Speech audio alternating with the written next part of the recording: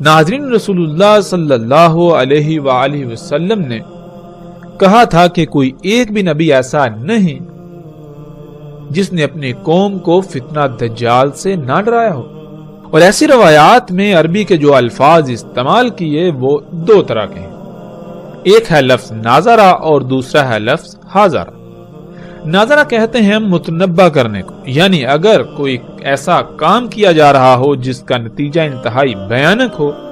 یا نقصان دہ ہو تو اس کام یعنی اس عمل کے رد عمل سے پہلے ہی اس سے آگاہ کر دینا کہ اس عمل کو یا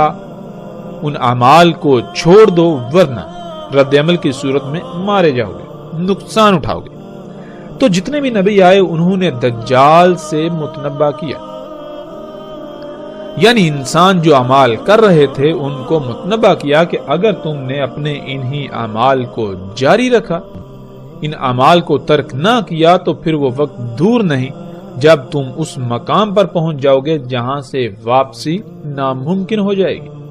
اور تمہاری انہی اعمال کے رد عمل میں ایسی تباہی تم پر مسلط ہوگی کہ تمہارا نام و نشان مٹ جائے گا، کیونکہ جو اعمال تم کر رہے ہو یہ تمہیں آہستہ آہستہ مرحلہ با مرحلہ ایک وقت ایسا آئے گا کہ اللہ کے ساتھ کھلم کھلا شریک بنا کر کھڑا کر دیں گے،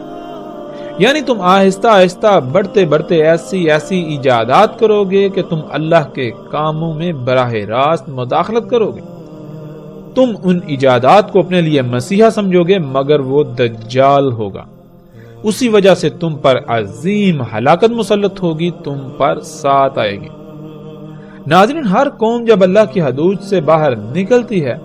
تو پھر یہ کائنات اللہ سبحانہ وتعالی نے خلق ہی ایسے کی کہ انسان کے سامنے حادثاتی طور پر راز کھلتے چلے جائیں گے،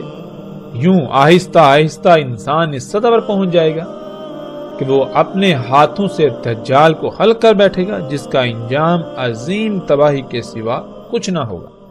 یہی گزشتہ اقوام کے ساتھ ہوا اور یہی اس موجودہ قوم کے ساتھ ہوا، اور اب عظیم تباہی سر پر آ چکی ہے۔ ناظرین، دوسرا لفظ تھا حاضرہ۔ حاضرہ کہتے ہیں اس خطرے کو، اس ڈر کو جو سامنے موجود ہو یا پھر بالکل واضح نظر آ رہا ہو، یعنی ہر نبی نے دجال سے ڈرایا، جو ایسا خطرہ تھا، ایسا فتنہ تھا جو موجود تھا۔ جب ہر نبی نے ڈرایا اور متنبہ کیا تو کیا وہ قومیں متنبہ ہوئیں؟ انہوں نے اپنے اعمال کو ترک کر دیا۔ قرآن میں اللہ سبحانہ وتعالی نے بار بار واضح کر دیا کہ نہیں، انہوں نے ہر نبی کی، ہر رسول کی تکذیب کر دی، تو پھر وہ اسی ہلاکت کا شکار ہوئے جس سے ان کو متنبہ کیا گیا تھا۔ اللہ سبحانہ وتعالی قرآن میں واضح طور پر اسے حیات الدنیا، یہ ایجادات قرار دیتا ہے، اور رسول اللہ صلی اللہ علیہ وآلہ وسلم نے اسے دجال کہا۔ فرق صرف اتنا ہے کہ لفظ دجال اصل عربی کا لفظ نہیں ہے، بلکہ دوسری زبانوں سے عربی میں داخل کیا گیا لفظ تھا،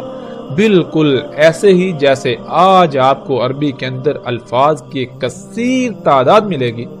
جو عربی کے الفاظ نہیں ہیں بلکہ وہ دوسری زبانوں سے داخل ہوئے۔ مثلا جیسے لفظ ٹیکنالوجی ہے تو آج عربی میں وہ داخل ہو چکا اور اسے عربی لہجے میں ٹیکنالوجی کہا جاتا ہے۔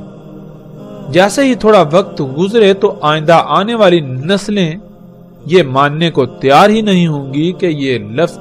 ٹیکنالوجی عربی کا لفظ نہیں ہے، بلکہ ان کے لیے یہ لفظ عربی کا ہی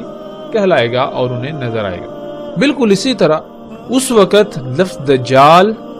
جو کہ اصل عربی کا لفظ نہیں ہے، یہ کسی دوسری زبان کا لفظ تھا جو اس وقت عام استعمال ہوتا تھا، اور قرآن میں اللہ سبحانہ وتعالی نے لفظ غرور استعمال کیا جو کہ خالص اصل عربی کا لفظ ہے، لیکن اس وقت اس کا استعمال عام نہیں تھا، بلکہ اسی طرح جیسے قرآن میں لفظ الانفال آیا، جب یہ لفظ عربوں کے سامنے آیا تو وہ اس لفظ سے ہی واقف نہ تھے، تو سوال کر دیا کہ یہ انفال کیا ہے، تو صرف لفظ انفال کی وضاحت کے لیے پوری سورت انفال نازل ہوئی۔ ناظرین بالکل اسی طرح اس وقت عربوں میں لفظ غرور استعمال نہیں ہوتا تھا، بلکہ لفظ غرور کی بجائے لفظ دجال عام استعمال ہوتا تھا۔ یعنی لفظ غرور کے متبادل کے طور پر لفظ دجال کا استعمال اس وقت عام تھا۔ دجال لفظ چونکہ اصل عربی کا لفظ نہیں اور قرآن اللہ سبحانہ وتعالی نے عربی میں نازل کیا، تو اسی وجہ سے رسول اللہ صلی اللہ علیہ وآلہ وسلم نے اس وقت کے لوگوں کو سمجھانے کے لیے جو اس وقت لفظ عام استعمال ہوتا تھا، جو سب کی سمجھ میں آنے والا تھا، اسے استعمال کیا۔